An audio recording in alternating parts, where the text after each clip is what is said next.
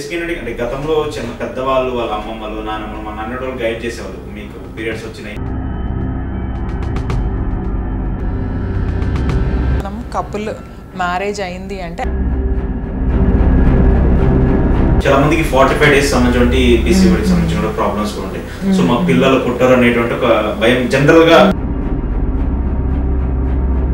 ఇప్పుడు మనకి ఒక పీసీఓడి విమెన్ లో కూడా 45 days సైకిల్ ఉన్నా కూడా వాళ్ళకి మనం చెప్పడం కష్టం అన్నమాట, ఏ టైంలో మీట్ అయితే పిల్లలు పుడతారు అని చెప్పేది. న్యూలీ మ్యారేజ్ కపుల్కి ఎలా ఉంటుందంటే ఒక ఫిజికల్ గా వాళ్ళు కంటిన్యూగా చేస్తూ ఉంటారు అంటే పర్ డే ఒక 3 times 2 times. Is it good for women or is it good for men? మనకి ఇబ్బంది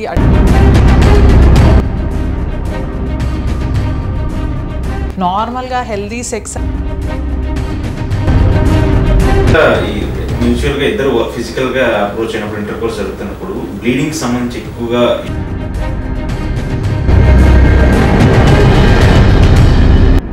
నార్మల్గా అయితే అవ్వద్దు.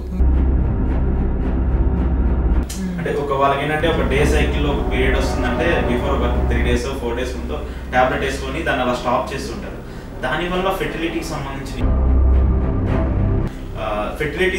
ఇష్యూస్ వస్తున్నాయి. ఏంటంటే అంతకుముందు వాళ్ళు ఫేస్ చేసి ఆల్రెడీ ఫిజికల్గా వేరే వాళ్ళతో ఒక పర్సన్తో కలిసినప్పుడు డెలివరీ అయిపోయిన తర్వాత వాళ్ళ బాడీలో ఎక్కువగా చేంజెస్ వస్తూ ఉంటాయి. ఎందుకు ఓన్లీ 39 అనేది ఎందుకు అంత ఇంపార్టెంట్గా చూస్తారు? ఇప్పుడు ఎందుకు అంటే మనం చెప్పినట్టు మన 39లో మనం